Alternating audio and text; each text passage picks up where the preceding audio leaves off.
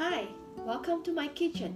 Today I decided to make strawberry jam with only 3 ingredients: strawberry, lemon juice, and sugar.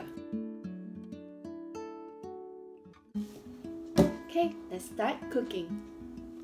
First, we're going to place 17 ounces of strawberries right into the mixing bowl. So maybe strawberries like this size go right in. Let's go next. 1 ounce of lemon juice right into the mixing bowl. Next, 12 to 14 ounces of sugar.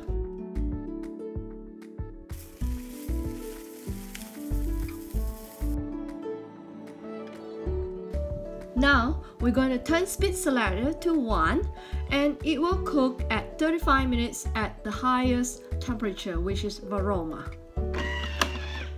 Okay, see you later!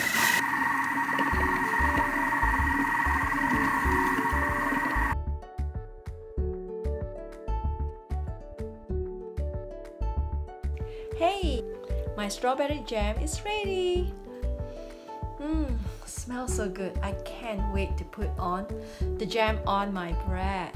Thank you so much for watching this video. Don't forget to subscribe and like the video. Bye bye!